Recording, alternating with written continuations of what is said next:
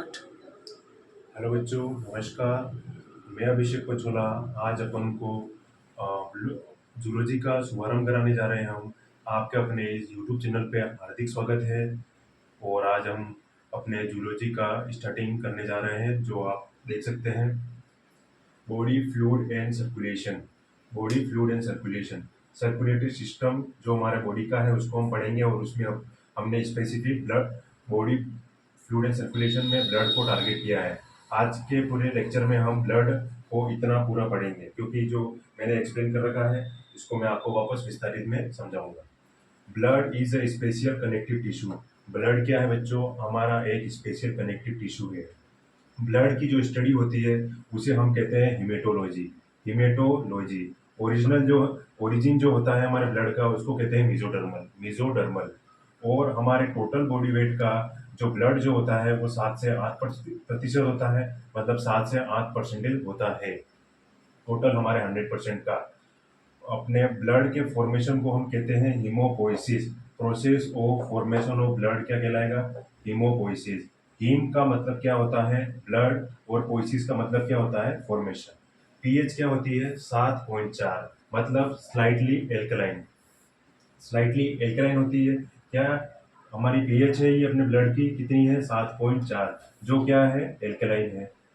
5 से 6 litre volume होता है हमारे पूरे बॉडी का। और ये हमारे किस में है? लीटर में है। ये क्या है? हमारा पूरे बॉडी वेट का वॉल्यूम है। ठीक है बच्चों। और इसमें क्या है? मेल है मोर ब्लड। और क्या होता है? पुरुष में अपने फीमेल के कंपैरिजन में ज़्यादा ब्लड होता है।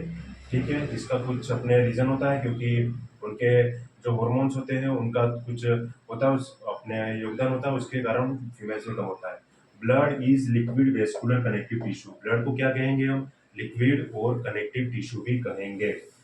Also known as false connective tissue. False connective tissue क्यों कहेंगे? इधर से क्वेश्चन फंसता है हमारा। मैक्सिमम टाइम हमारे क्वेश्चन में कम्पिटिटिव एग्जाम्स और अपने मैक्सिमम प्रतियोगी परीक्षाओं में पूछा जाता है, क्योंकि because matrix is fibre free होता है। मैट्रिक्स जो होता है वो फाइबर फ्री होता है ब्लड में। Division capacity absent in cell. Cell जो होती है उसमें डिवीजन कैपेसिटी एब्सेंट होती है। ठीक है। Matrix is not synthesize by blood. Matrix जो है वो ब्लड के द्वारा सिंथेसाइज नहीं होती है। Shape of RBC. आरबीसी का मतलब क्या होता है? Red blood sales. जो कैसी होती है? बाइकॉन्केव होती है। शेप आपको दिख रहा है ऐसा। न्यूक्लियस खाली प्रेजेंट होता है डब्ल्यूबीसी में। जो आपका जो साइज होगा आरबीसी का वो बाइकॉन्केव होगा। बाइकॉन्केव में भी जो शेप है वो हमारा बाइकॉन्केव आपको दिख रहा है, और उसमें 7.2 माइक्रोन है। No nucleus in RBC and platelets. Platelets और आरबीसी में कोई न्यूक्लियस नहीं होता है। हमने इतना भाग हमारा कंप्लीट किया, जिसमें हमने मोटी मोटी बातें कर दी है। स्पेशल कनेक्टिव टिश्यू है हिमेटोलॉजी। मेसोडर्मल 7 से 8% of total body weight. Formation haemopoiesis, क्योंकि हीम का मतलब ब्लड और पोइसिस का मतलब फॉर्मेशन। पीएच कैसी है? 7.4। टोटल लीटर वॉल्यूम कितना है अपना? 5 से 6। मेल में ज़्यादा ब्लड है। इसको हम लिक्विड वेस्कुलर कनेक्टिव टिश्यू भी कहते हैं। और ये हमने सारा देख लिया। बाइकॉन्केव होता है आरबीसी का शेप, रेड ब्लड सेल्स। और हम दूसरे भाग में हम वापस प्रस्थान करेंगे, और दूसरे वो है कंपोजिशन ऑफ ब्लड। ब्लड को 2 भागों में विभाजित किया गया है। फ्लूइड मैट्रिक्स जो प्लाज्मा, वो जो है वो 55% है, 55%। और बी पार्ट जो है वो फॉर्म एलिमेंट्स है। वो क्या है? इधर से भी कभी कभी क्वेश्चन फंस बहुत बात क्वेश्चन फंसा है कि इसका प्रतिशत कितना है और इसका प्रतिशत कितना है। इसको कहेंगे फॉर्म एलिमेंट्स। इसको फॉर्म एलिमेंट्स कहेंगे। इसको क्या कहते हैं? दूसरा नाम ब्लड कॉर्पस्कल्स। इसका 45% योगदान है। दोनों मिला के कितना हो गया? 100%। उसमें से 55 इसका ए पार्ट का और 45 बी पार्ट का। ब्लड कॉर्पस्कल्स, जिसको क्या कहते हैं हम? Form element. ब्लड कॉर्पस्कल्स। कॉर्पस्कल्स को वापस 3 भागों में विभाजित किया गया है। आरबीसी, डब्ल्यूबीसी और प्लेटलेट्स।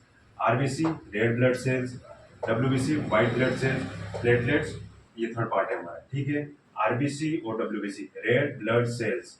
रेड ब्लड सेल्स और व्हाइट ब्लड सेल्स का रेशियो कितना है? 600:1, मतलब 600:1। पीसीवी। पीसीवी का मतलब क्या होता है? इसकी फुल फॉर्म क्या होती है बच्चों पीसीवी की? Packed cell volume, volume of total corpuscles. PCV क्या होता है? अपने वॉल्यूम ऑफ टोटल कॉर्पस्कल्स का जो वॉल्यूम होता है उसको पीसीवी कहा जाता है। और अब दूसरी चीज होती है SCV, haematocritic cell volume. Volume of RBC जो कितना प्रतिशत होता है? 99% होता है। पीसीवी क्या हो गया हमारा?